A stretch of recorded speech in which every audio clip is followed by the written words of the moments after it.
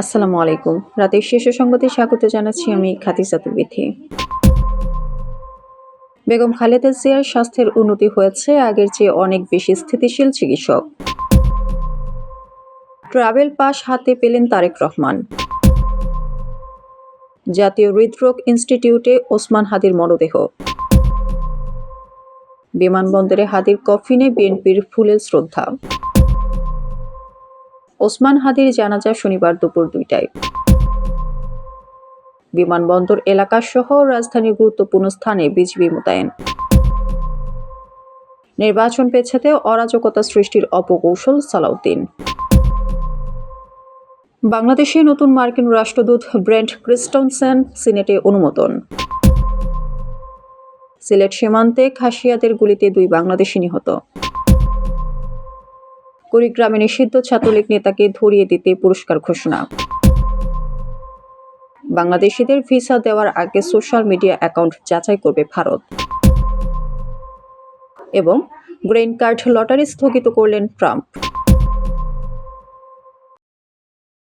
বিএনপির চেয়ারপারসন বেগম খালেদা জিয়ার স্বাস্থ্যের অবস্থা গত 1 মাসের তুলনায় এখন অনেক বেশি স্থিতিশীল বলে জানিয়েছেন তার ব্যক্তিগত চিকিৎসক ও বিএনপির স্থায়ী কমিটির সদস্য ডাক্তার AZM জাহিদ হোসেন।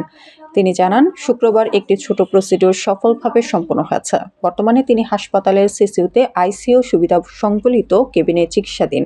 শুক্রবার বিকেলে রাজধানীর এবারকেরা হাসপাতালের সামনে বিএনপি চেয়ারপারসনের সর্বশেষ স্বাস্থ্য পরিস্থিতি নিয়ে তিনি ব্রিফিং করেন। ডাক্তার জাহিদ আরও জানান, বিএনপির ভারপ্রাপ্ত চেয়ারম্যান তারেক রহমান, তার সহধর্মিণী ডাক্তার জোবাইদা রহমান, সৈয়দা শামিলা রহমান, শাহী মিসকন্ত ও পরিবারের অন্য সদস্য এবং দলের পক্ষ থেকে তার সুস্থতার জন্য দেশবাসীর কাছে দোয়া চাওয়া হয়েছে। দেশ বিদেশের চিকিৎসকদের সমন্বয়ে গঠিত মেডিকেল বোর্ডের অধীনে বেগম খালেদা জিয়া যে চিকিৎসা নিতে পারছেন তা যেন অব্যাহত থাকে এবং তার স্বাস্থ্যের আরও উন্নতি হয়, সেই দোয়াই চাওয়া হয়। বিএনপির ভারপ্রাপ্ত চেয়ারম্যান তারেক রহমান প্রায় 18 বছর লন্ডন থাকার পর আগামী 25 ডিসেম্বর দেশে ফিরবেন। সেজন্য বৃহস্পতিবার ট্রাভেল পাস নিতে দূতাবাসে আবেদন করেন। 20 ডিসেম্বর সেই ট্রাভেল পাস হাতে পেয়েছেন তিনি। শুক্রবার 19 ডিসেম্বর বিকেল 5:30টার দিকে নিজের ফেসবুকে দেয়া স্ট্যাটাসে এ খবর নিশ্চিত করেছেন তারেক রহমানের মেয়ে জাইমা জার্নাস রহমান। তিনি লিখেন, আলহামদুলিল্লাহ, বাবা কিছুক্ষণ আগে ট্রাভেল ডকুমেন্ট হাতে পেয়েছেন। উল্লেখ্য, 2024 সালের 5 আগস্ট পরবর্তী সময়ে তার দেশে ফেরা নিয়ে ছিল নানা জল্পনা-কল্পনা। 23 নভেম্বর তার মা এবং বিএনপি চেয়ারপারসন বেগম খালেদা জিয়া অসুস্থ হওয়ার পর দেশে ফেরার বিষয়টি একক সিদ্ধান্ত নয় বলে বার্তাও দেন তিনি। তবে 12 ডিসেম্বর বিএনপির পক্ষ থেকে আনুষ্ঠানিকভাবে জানানো হয় আগামী 25 ডিসেম্বর দেশে ফিরছেন তারেক রহমান।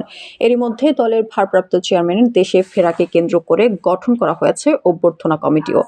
ওই কমিটি বৈঠক করে বিমানবন্দর কর্তৃপক্ষের সঙ্গে। পরে জানানো হয় বিমানবন্দর থেকে এবারকের হাসপাতালে যাবেন তারেক রহমান।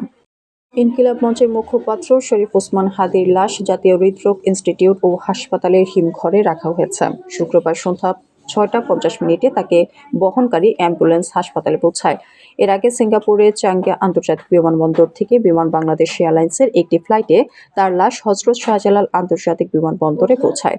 সন্ধ্যা 6টায় ফ্লাইটটি বিমানবন্দরে অবতরণ করে। পরে সেখান থেকে হাদির লাশ হৃদরোগ ইনস্টিটিউটে নেওয়া হয়।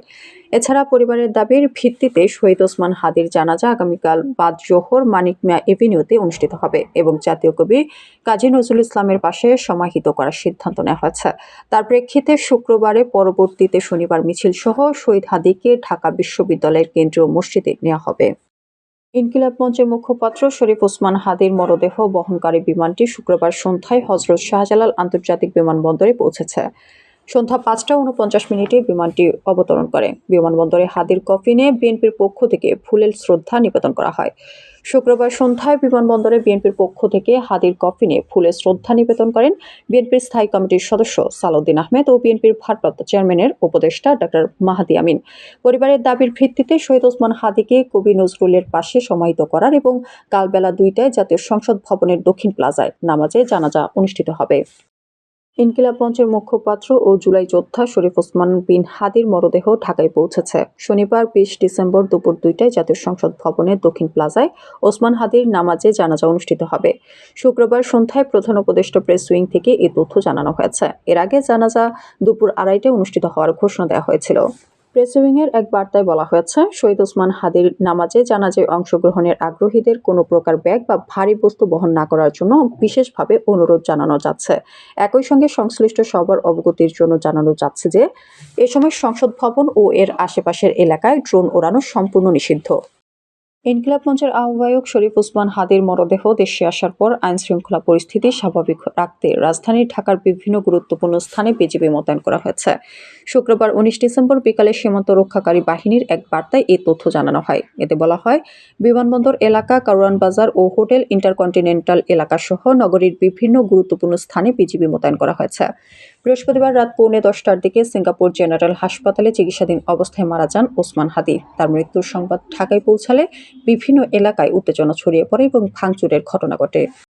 নির্বাচন পেছানো এবং দেশের গণতান্ত্রিক যাত্রাকে বাধাগ্রস্ত করার লক্ষ্যে পরিকল্পিতভাবে অরাজকতা সৃষ্টির একটি অপকৌশল থাকতে পারে বলে মন্তব্য করেছেন বিএনপির স্থায়ী কমিটির সদস্য সালাউদ্দিন আহমেদ। তিনি বলেন, এ ধরনের কর্মকাণ্ডের তীব্র নিন্দা জানায় বিএনপি। শুক্রবার 19 ডিসেম্বর গুলশানে সাংবাদিকদের সঙ্গে আলাপকালে সালাউদ্দিন আহমেদ বলেন, সরকারকে আমরা অনুরোধ করব যেন তারা সব ধরনের কঠোর আইনগত ব্যবস্থা গ্রহণ করে। তবে এক্ষেত্রে সরকারের কিছু বিষয় নিয়ে সমালোচনারও জায়গা আছে। তার ভাষায়, এ ধরনের পরিস্থিতি আন্দাজ করা উচিত ছিল, ইন্টেলিজেন্স রিপোর্ট থাকা দরকার ছিল এবং প্রেক্ষণমূলক ব্যবস্থা আগে থেকেই নেওয়া উচিত ছিল। তিনি আরও বলেন, কিছু নির্দিষ্ট টার্গেট প্লেস আগে থেকেই নির্ধারণ করা হয়েছিল বলে আমরা দেখেছি। এর মাধ্যমে সারা দেশে একটি অরাজক পরিস্থিতি সৃষ্টি করে নির্বাচনকে বাধাগ্রস্ত করার কোনো অপপরিকল্পনা বা অপকৌশল আছে কিনা তা খতিয়ে দেখা প্রয়োজন। বাংলাদেশে নতুন মার্কিন রাষ্ট্রদূত হিসেবে আসতে যাচ্ছেন ব্রেন্ট ক্রিস্টেনসন। মার্কিন সিনেট তাকে নিয়োগ দেওয়ার বিষয়টি অনুমোদন করেছে। ঢাকায় যুক্তরাষ্ট্রের 18তম রাষ্ট্রদূত হিসেবে দায়িত্ব পালন করবেন ক্রিস্টেনসন। রাষ্ট্রদূত হিসেবে সিনেটের অনুমোদনের তথ্য নিশ্চিত করেছেন ব্রেন্ট ক্রিস্টেনসন নিজেই। যুক্তরাষ্ট্রের স্থানীয় সময় শুক্রবার সোশ্যাল মিডিয়া প্ল্যাটফর্ম লিঙ্কডইনে তিনি এই ঘোষণা দেন। ব্রেন্ট জানান, বাংলাদেশের পরবর্তী রাষ্ট্রদূত হিসেবে যুক্তরাষ্ট্রের সিনেটের অনুমোদন পেশ আমি সম্মানিত। প্রেসিডেন্ট ট্রাম্পের প্রতি গভীরভাবে কৃতজ্ঞ। মার্কিন পররাষ্ট্র দপ্তরের ওয়েবসাইটের তথ্য অনুযায়ী ব্রেন্ট ক্রিস্টেনসন যুক্তরাষ্ট্রের ফরেন সার্ভিসের একজন জ্যেষ্ঠ কর্মকর্তা। ঢাকায় মার্কিন দূতাবাসে আগে কাজ করার অভিজ্ঞতা আছে তার। মার্কিন পররাষ্ট্র দপ্তরের ওয়েবসাইটের তথ্য অনুযায়ী ব্রেন্ট ক্রিস্টেনসন 2019 থেকে 2021 সাল পর্যন্ত ঢাকায় মার্কিন দূতাবাসে রাজনৈতিক ও অর্থনৈতিক বিষয়ক কাউন্সিলর হিসেবে দায়িত্ব পালন করেছেন। সিলেটের কোম্পানিগঞ্জ সীমান্তে ভারতের অভ্যন্তরে খাসিয়াদের গুলিতে 2 বাংলাদেশি যুবক নিহত হয়েছেন।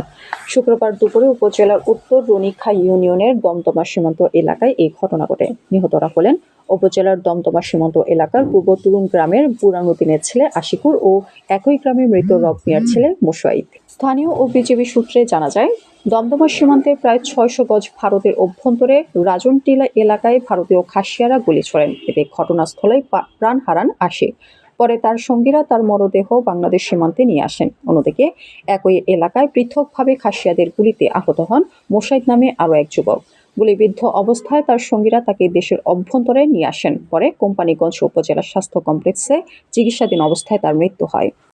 ফেসবুকে কুরুচিপূর্ণ ও উস্কানিমূলক মন্তব্য করার অভিযোগ উঠেছে কুড়িগ্রামের চিলমারী উপজেলা নিষিদ্ধ ছাত্রলীগের এক নেতার বিরুদ্ধে। এ ঘটনায় তাকে ধরিয়ে দিতে পুরস্কার ঘোষণা করেছে বৈষম্য বিরোধী ছাত্র আন্দোলনের এক নেতা। অভিযুক্ত ওই নেতার নাম আরাফাত হোসেন সোহাগ। তিনি চিলমারী উপজেলা ছাত্রলীগের যুগ্ম আহ্বায়ক এবং উপজেলার রমনা সরকার বাড়ি এলাকার বাসিন্দা। জানা গেছে, শরীফ ওসমান হাদি গুলিবিদ্ধ হওয়ার পরদিন 13 ও 15 ডিসেম্বর ছাত্রলীগ নেতা আরাফাত হোসেন সোহাগ তার ব্যক্তিগত ফেসবুক আইডি থেকে 2টি পোস্ট করেন। পোস্ট দুটিকে কেন্দ্র করে অনেকেই কুরুচিপূর্ণ ও উস্কানিমূলক বলে অভিযোগ তুলেছেন। স্ট্যাটাস দুটি দ্রুত সামাজিক যোগাযোগ মাধ্যমে ছড়িয়ে পড়লে বিভিন্ন মহলে ক্ষোভের সৃষ্টি হয়। এ ঘটনার পর বৃহস্পতিবার রাতে বৈষম্য বিরোধী ছাত্র আন্দোলনের কুড়িগ্রাম জেলা শাখার যুগ্ম সদস্য সচিব আব্দুর রহমান পারভেজ প্রকাশ্যে আরাফাত হোসেন সোহাগকে ধরিয়ে দিতে 10,000 টাকা পুরস্কার ঘোষণা করেন। বাংলাদেশি নাগরিকদের ভারতীয় ভিসা দেওয়ার ক্ষেত্রে এবার বড় ধরনের কড়াকড়ি আরোপ করতে যাচ্ছে ভারত সরকার। এখন থেকে ভিসা আবেদনের আগে আবেদনকারীর অন্তত গত 5 বছরের সোশ্যাল মিডিয়া অ্যাকাউন্ট ও অনলাইন কার্যক্রম যাচাই করা হবে। মূলত মার্কিন ভিসা নীতির আদলে এই নতুন নিয়ম চালুর সিদ্ধান্ত নিয়েছে ভারতের পররাষ্ট্র মন্ত্রণালয়। ভারতের শীর্ষ কর্মকর্তাদের বরাত দিয়ে জানা গেছে, এই যাচাই প্রক্রিয়া মূলত 18 থেকে 60 বছর বয়সী আবেদনকারীদের ক্ষেত্রে প্রযোজ্য হবে। যুক্তরাষ্ট্রের ব্রাউন ইউনিভার্সিটি ও ম্যাসাচুসেটস ইনস্টিটিউট অব টেকনোলজিতে ভয়াবহ গুলিবর্ষণের ঘটনার পর ডাইভার্সিটি ভিসা ডিবি বা গ্রিন কার্ড লটারি কর্মসূচি সাময়িকভাবে স্থগিত করার সিদ্ধান্ত নিয়েছেন মার্কিন প্রেসিডেন্ট ডোনাল্ড ট্রাম্প। বৃহস্পতিবার এই সিদ্ধান্ত কার্যকর করা হয়। Homeland security secretary Kristin Noem সামাজিক যোগাযোগ মাধ্যম এক্সে দেওয়া এক পোস্টে জানান, প্রেসিডেন্ট ট্রাম্পের নির্দেশে যুক্তরাষ্ট্রের citizenship and immigration services K green card lottery কর্মসূচি স্থগিত করতে বলা হয়েছে।